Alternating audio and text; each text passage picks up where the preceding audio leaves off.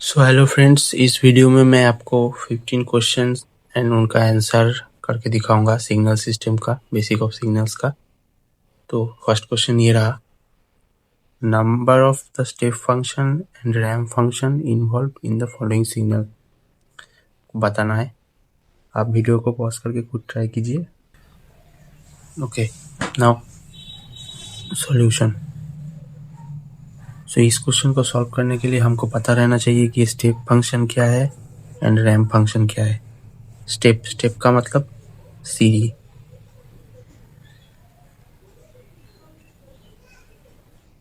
सीढ़ी कोई gradually increase नहीं हो रहा है इधर, sudden increase, that's why it's called step function. And ramp function का मतलब इसका ऑपोजिट, यहाँ पे कोई सीढ़ी यूज नहीं होगा, रैम्प ढलान। सो क्वेश्चन में दिया हुआ है कितना स्टेप फंक्शन है और कौन मतलब काउंट करना पड़ेगा हमको। तो स्टेप का मतलब 0 to 2, 2 से 4 मतलब स्टेप हुआ 2। एंड रैम्प मतलब ढलान, सडन चेंज, ये गया 1 2 सीधा डाउन, 1 2 3, रैम्प हुआ 3, तो आंसर होगा 2,3। पहले स्टेप पूछा है 2 एंड फिर रैम्प 3, ये होगा आंसर।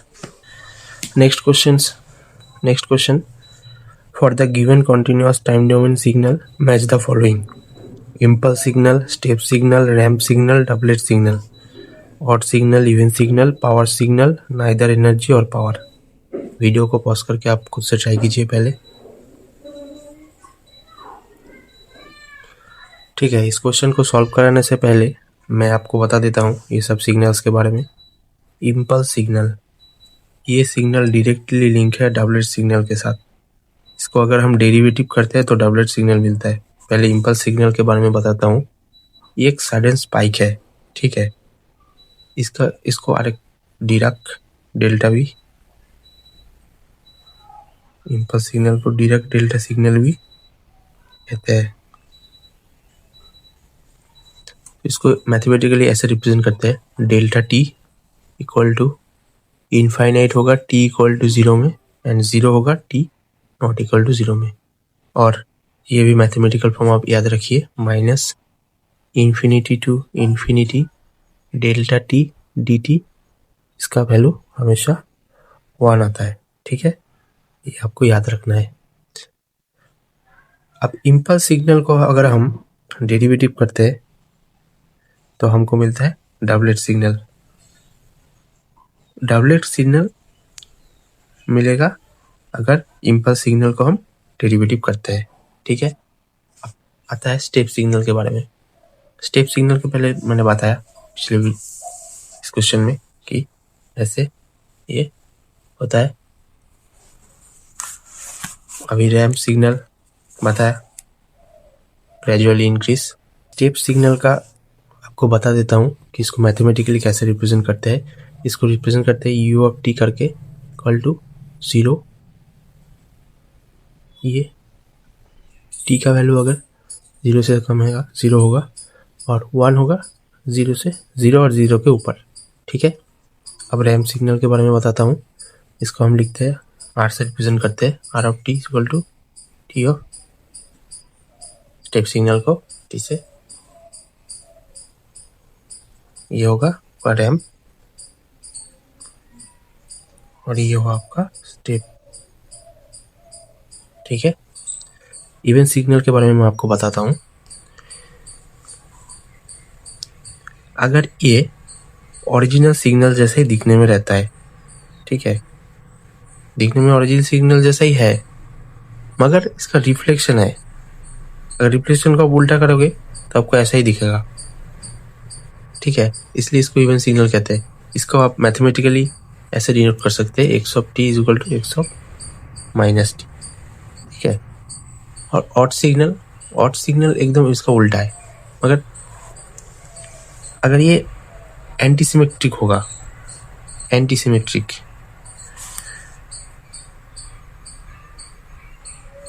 अबाउट द ओरिजिन, इसको आप एज ए डिपेंड लिख सकते हैं, x of t equal to minus x of minus t. तो ये होगा आपका पावर सिग्नल। पावर सिग्नल के बारे में आपको मैं बताता हूँ। अगर इसका एवरेज पावर, ठीक है, एवरेज पावर अगर फाइनाइट होता है, फाइनाइट होता है एंड नॉन जीरो, जीरो नहीं होना चाहिए, नहीं तो नहीं होगा, तो इसको हम कहेंगे पावर सिग्नल। तो ठीक है, इम्पल्स सिग्नल को हम अगर डेरिवेटिव करते हैं तो डॉपलर सिग्नल मिलता है। स्टेप सिग्नल आपको बता दिया कि स्टेप जैसा होता है, रैम्प सिग्नल रैम्प आपको मिलाना है कौन सा कौन है। अब देखिए इम्पल्स सिग्नल, इसको हम डेल्टा टी से रिप्रेजेंट करते हैं। इम्पल्स सिग्नल एक, हमेशा आप याद रखिए, एक इवन सिग्नल होता है। तो इम्पल्स सिग्नल इवन है, तो इम्पल्स सिग्नल गया इवन की कैटेगरी में। इम्पल्स सिग्नल का डेरिवेटिव करेंगे तो आएगा डबलेट सिग्नल, ये होगा ऑड, उल्टा, ठीक है। अभी आया आपका रैम्प सिग्नल,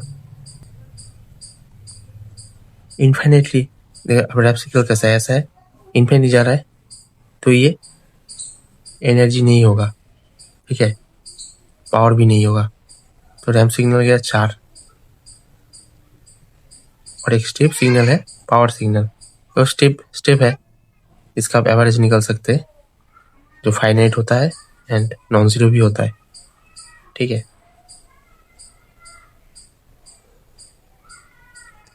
तो फाइनल में बता देता हूँ, डबलेट सिग्नल हो गया ऑड सिग्नल, इम्पल्स सिग्नल हो गया आपका इवन सिग्नल, स्टेप सिग्नल हो गया आपका power signal, and ramp signal हो गया एनर्जी भी नहीं पावर भी नहीं। ये हुआ आपका ऑप्शन। नेक्स्ट क्वेश्चन, असर्शन दिया हुआ है unit step function is a power signal. इसका कारण, all periodic signal are power signal, all power signal need to be periodic.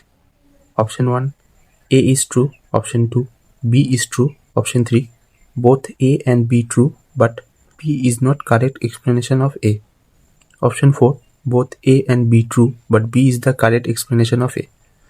Video को पॉज कीजिए, इसका आंसर बताइए। ठीक है, अब इसका सॉल्यूशन। इस टाइप का क्वेश्चन को करने के लिए आपको पता होना चाहिए यूनिट स्टेप फंक्शन क्या होता है, पीरियोडिक सिग्नल क्या होता है एंड पावर सिग्नल क्या होता है। तो पावर सिग्नल के बारे में मैंने पहले ही बता दिया था कि पावर सिग्नल एक ऐसा सिग्नल है जिसका एवरेज पावर फाइनाइट रहता है एंड इसका जो नॉन जीरो होगा, ठीक है, ये हो गया आपका पावर सिग्नल। और पीरियोडिक सिग्नल ये ऐसा सिग्नल है जो बार, जैसे sine wave, cos wave, sawtooth, तो ये सब रिपीट करता रहता है सेम टाइम इंटरवल के लिए, और ये इनफाइनाइटली चलता रहता है, इसलिए इसको पीरियड सिग्नल कहते हैं। और यूनिट स्टेप फंक्शन ये ऐसा फंक्शन है जो t इक्वल टू 0 से इसका ऑन हो जाता है, 1 होता है, और इसके पीछे 0 से नीचे ये ऑफ रहता है, इसको यूनिट स्टेप फंक्शन कहता है। इसका मतलब शुरू ही होता है t इक्वल टू 0 से, और इसके पीछे ये 0 हो जाता है, और t इक्वल टू 0 पे ये 1 होता है, ठीक है, हो गया। तो इसका आंसर मैं बता देता हूँ, इसका आंसर होगा 3, both A and B true but B is not correct explanation of A।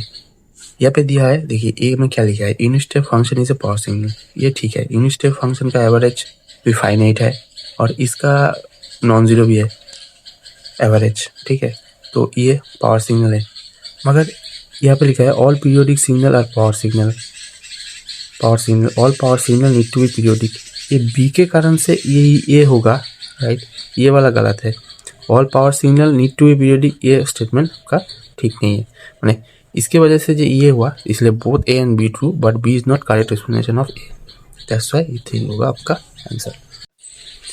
यहाँ पे जो लिखा हुआ है ना, all power signal need to be periodic, ये वाला स्टेटमेंट गलत है, मगर ये वाला ठीक है, all periodic signal are power signal, मगर सभी power signal need to be periodic, that is not true, that's why B is not the correct explanation of A, मतलब इसके वजह से ये ठीक हुआ, ये गलत है, इसलिए ऑप्शन होगा 3। नेक्स्ट क्वेश्चन गाइस, यहाँ पे दिया हुआ है integration minus infinity to infinity t square plus 2 delta dash 3t plus 4 dt, इसका वैल्यू निकालना होगा हमको। वीडियो को पॉज करके आप खुद ट्राई कीजिए पहले। तो ठीक है, इसका सॉल्यूशन मैं बता देता हूँ। इसको हम 4 पार्ट में सॉल्व करेंगे। ऐसे क्वेश्चन को आपको 4 स्टेप पे सॉल्व करना पड़ेगा। इसके लिए आपको प्रॉपर्टी का जरूरत होगा, ठीक है। तो फर्स्ट स्टेप हम क्या करेंगे, यहाँ पे आप देख सकते हैं डेल्टा डैश मतलब इसका डेरिवेटिव 3t, माने ये लिखा हुआ है d del by d t 3t plus 4, ठीक है। तो अब इसको सॉल्व करने के लिए हमको प्रॉपर्टी का जरूरत होगा, ठीक है। तो हम पहले लिख लेते हैं।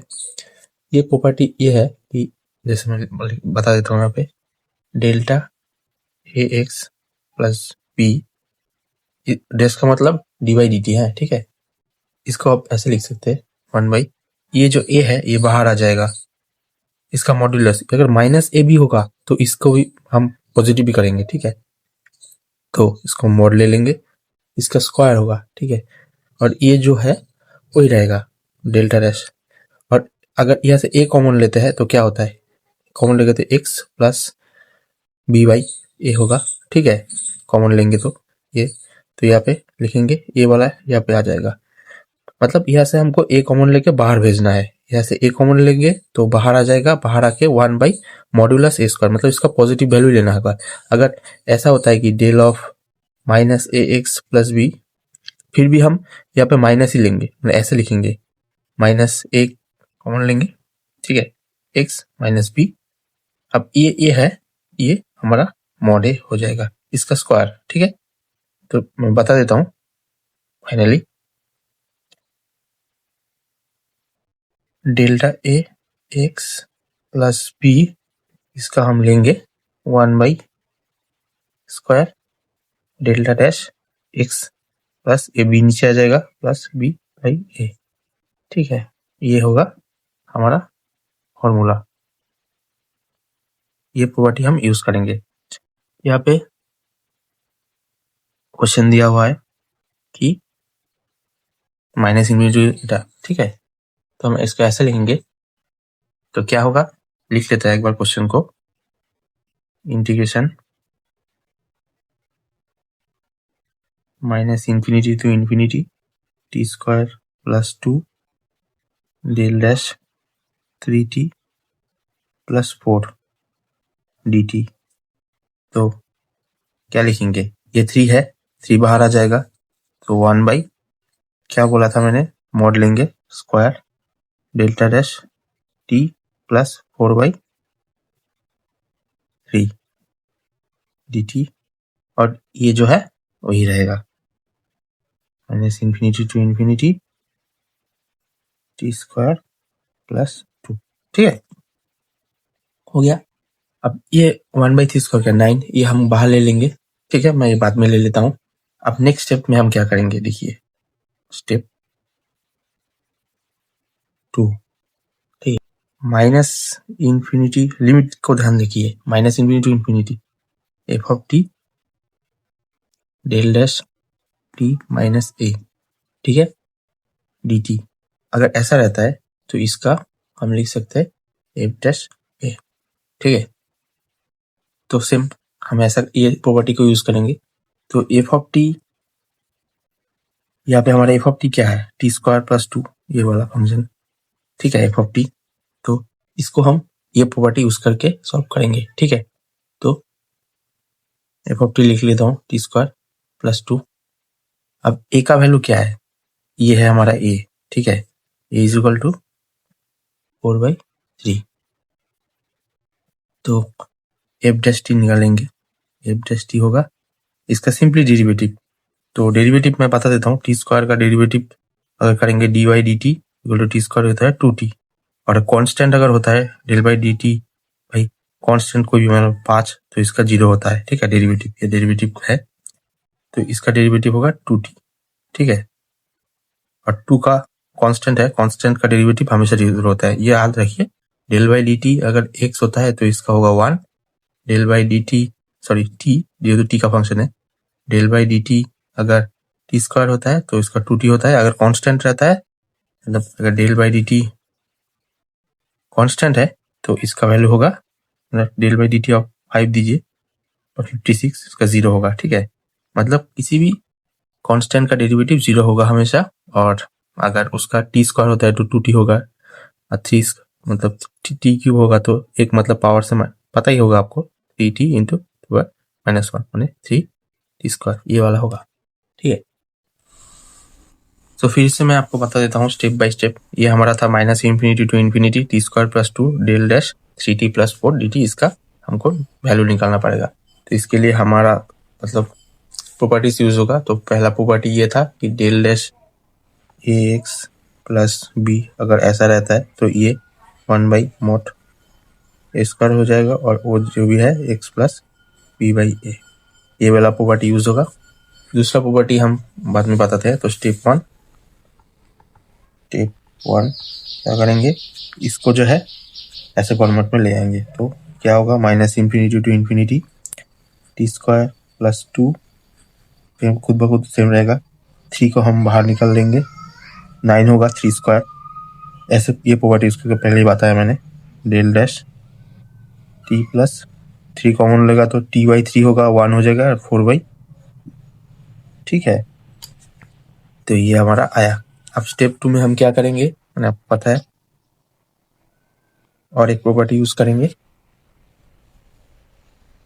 प्रॉपर्टी क्या है, -∞ to ∞ f(t) del dash t - a, अगर ऐसा रहता है तो हम dt इक्वल टू ऐसा रहता है तो हम f² ये ऐसे लिख सकते हैं। ठीक है, यहाँ पे f(t) कौन सा है, f(t) t² + 2, तो f(t) ये वाला, f(t) कौन सा है, ये वाला, f(t) इक्वल टू t² + 2। ठीक है, अब इसको देखिए, हमको ऐसे फॉर्मेट में लाना होगा। ठीक है, ऐसे फॉर्मेट में लाना होगा। तो ये वाला हमारा क्या है, मेन फंक्शन क्या आया है, ये वाला आया। ठीक है, मगर यहाँ पे प्लस है, मगर इधर हमको माइनस चाहिए। तो इसको माइनस करने के लिए हम क्या करेंगे, इसको ही हम ऐसे लिखेंगे, -∞ to ∞ t² + 2। ठीक है, 1/9 जो था यहाँ पे, ये हम बाहर ले लेते हैं। ठीक है, तो कोई काम नहीं है, constant del dash t minus, यहाँ पे माइनस चाहिए हमको, तो इस माइनस को फिर से प्लस करने के लिए माइनस हम 4/3 लिखेंगे। पता है ना, यहाँ पे प्लस है, और यहाँ पे हमको ये फॉर्मूला है, नंबर प्रॉपर्टी बोलते हैं इसको, नंबर प्रॉपर्टी। तो इस प्रॉपर्टी को लेने के लिए हमें यहाँ पे माइनस चाहिए, मगर यहाँ पे हमारा है प्लस, तो प्लस को माइनस करने के लिए -4/3 dt। ठीक है, ये कर देंगे, हो गया। अब इसका हम डेरिवेटिव निकाल लेते हैं, f(t) का, f'(t) का डेरिवेटिव पता है 2t, और कांस्टेंट का 0 रहता है। ठीक है, ये हमारा आ गया डेरिवेटिव। ठीक है, अब इस t में ये वैल्यू पुट करेंगे। a का वैल्यू क्या है, 4/3, मगर हम इसको ऐसे लिखे तो a का वैल्यू हो गया -4/3। अब f' होगा तो t के जगह हम ये लिखेंगे। ठीक है, यहाँ पे हम निकाले इसका डेरिवेटिव, तो लिखेंगे f'(t) = 2 इंटू -4/3, 4 2 4 इंटू 2 3 माइनस होगा। ठीक है, अब हम यहाँ पे ये करेंगे। ठीक है, तो इसका होगा, इसको i लिख देता है। ठीक है, i, अब i का वैल्यू क्या हम निकलेंगे, ये पूरा का आ गया प्रॉपर्टी, ये प्रॉपर्टी था। ठीक है, ये प्रॉपर्टी था, और इससे हमारा वैल्यू क्या आया, -8/3। अब यहाँ पे हम पुट कर देंगे, और सामने भी 1/9 है, तो 1/9 इंटू 8/3, और एक माइनस है, माइनस के माइनस से प्लस 8/27। पता है ना ये माइनस कैसे आया, ये माइनस। ठीक है, माइनस माइनस प्लस 8/27, ये होगा आपका आंसर।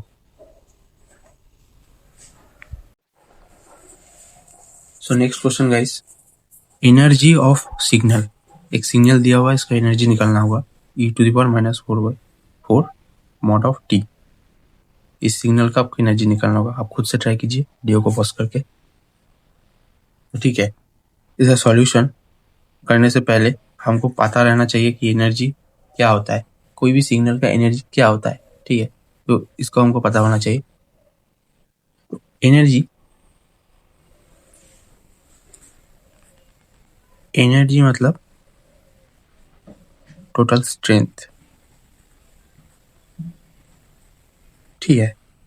एक सिग्नल का कितना टोटल स्ट्रेंथ है उसको हम एनर्जी कहते हैं सिग्नल का, ठीक है। जैसे कोई साउंड वेव हो गया, ठीक है, एक ऑडियो सिग्नल होगा, तो इसका कितना जोर से है, कितना धीरे से है, ये होगा उसका एनर्जी, ठीक है। इसका कुछ लिमिटेशंस भी है। कोई सिग्नल अगर शुरू होता है और ख़त्म भी होता है तो ऐसे सिग्नल्स का हम एनर्जी निकाल सकते हैं। और ऐसे सिग्नल हो गया जैसे कोई रेडियो स्टेशन से रेडियो वेव आ रहा है, ठीक है, सिग्नल आ रहा है, वो तो चलता ही रहता है ना, उसका हम एवरेज निकालते हैं, एवरेज एनर्जी, ठीक है।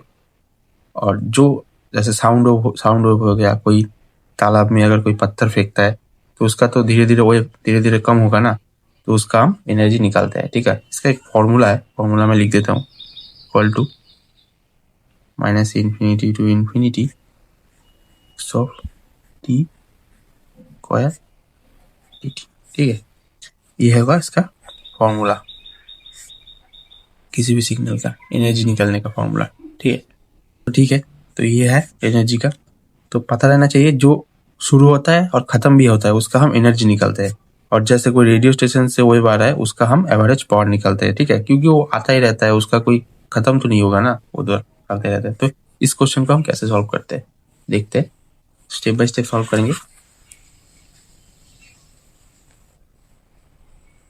तो क्वेश्चन दिया हुआ है e⁻⁻⁴, तो हमारा फॉर्मूला पता है, ये फॉर्मूला में स्टेप 1 बैठाएंगे। फॉर्मूला क्या है, energy equal to minus infinity to infinity e⁻⁻⁴t, ठीक है, इसका स्क्वायर, ठीक है, हो गया। तो इसका हम करेंगे, जो निकलेगा वही होगा हमारा एनर्जी, ठीक है। तो यहाँ पे देखिए माइनस इन्फिनिटी टू इन्फिनिटी, तो एक होगा क्या, minus infinity to 0 plus 0 to infinity, तो हम इसको लिख सकते हैं 2⁻, एक इंटीग्रेशन का प्रॉपर्टी है, ठीक है, -4 स्क्वायर, ठीक है। ये होगा 2 0 टू इन्फिनिटी, ये पावर में 2 है तो गुना होगा 8t minus dt dt dt, ठीक है, निकल गया। अब इसको हमको इंटीग्रेशन करना पड़ेगा, तो इसका इंटीग्रेशन ऐसा होता है, तो ये वाला चीज़ का हमको इंटीग्रेशन निकालना होगा। तो क्या दिया हुआ है, 2 0 to infinity power -8t dt, इसका हम इंटीग्रेशन निकालेंगे 2, इसका e⁻⁻8t, ठीक है, नीचे आ जाएगा क्या 8 -8 हो गया 0 टू इन्फिनिटी, ठीक है। ये होगा अपना इंटीग्रेशन। इसको करने में हमको एक बार t का वैल्यू इन्फिनिटी बैठाएंगे, एक बार 0 बैठाएंगे। तो अगर इन्फिनिटी बैठाता है तो e⁻⁻8 टू इन्फिनिटी -8, तो इसका एक्चुअली 0 आता है, e⁻8 से इन्फिनिटी गुना करके इन्फिनिटी तो माइनस इन्फिनिटी, मतलब बहुत छोटा वैल्यू 0, ठीक है, माइनस e⁻0 -8 इंटू 0 -8, ठीक है। तो इसका वैल्यू e⁻0 का आएगा आपका 1, ठीक है। तो क्या होता है 2, ये तो हो गया आपका 0, ख़त्म हो गया, ये माइनस माइनस प्लस गुना है किंतु 1/8, ये minus minus plus 1/2/8 equal to 1/4, answer होगा 1/4, ये होगा आपका आंसर, मतलब 0.25, ये होगा आपका आंसर, ठीक है।